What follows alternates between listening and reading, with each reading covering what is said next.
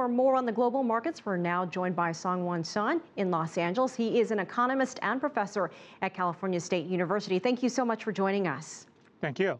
As we just saw, markets around the world, Asia, Europe, the United States, all ended up. Does this signal that confidence is back? Temporarily, we will have to wait and see. I think it is too early to say that confidence is back for good. Government has done a very good job of stabilizing the market, and also there are a lot of bargains to be had. So again, in the short run, I'm not surprised that the market has stabilized. You mentioned government. Was there any one factor that you think impacted this market rebound this week? Was it the interest rate cut in China, some of the restrictions that were eased? Do you think we would have seen a turnaround regardless of any intervention? The market could see that the Chinese government is determined to stabilize the market, and I think they got the message. As you know, they include cut in the interest rate by the central bank and also lower reserve requirements.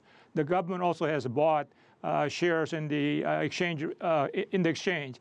And so when you combine these factors, I think the market got the message that the government will prevail.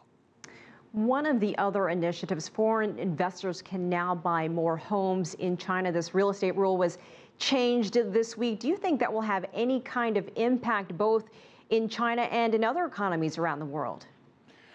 This will have impact at the margin. I don't expect really to have a large impact right now. First of all, my understanding is that you have to be a resident to be able to buy properties in China. And number two, you're really not buying properties, but you're really renting it from the government. Also, what area that is very important. Most foreigners would rather buy in large cities where there is more security and then more expats. Of course, on top of that, if you want to bring the money back eventually back home, you have to worry about the exchange rate fluctuations. Looking ahead, do you expect to see more stable than volatile days? We heard from our correspondent. He mentioned the term perception. Right now, the perception is that we are in a rebound. What do you see? And do you think we'll see an interest rate increase in the United States next month? I don't think so.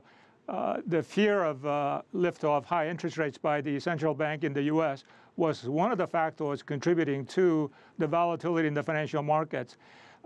Before the crisis, the probability was 50-50.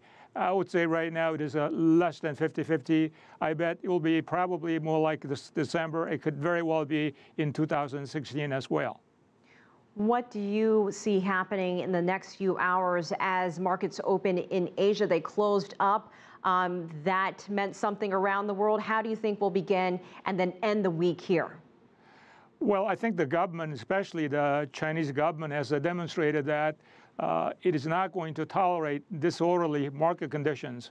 Now, in the long run, we have to let the market decide the direction. But in the short run, the government has a legitimate role to stabilize the market.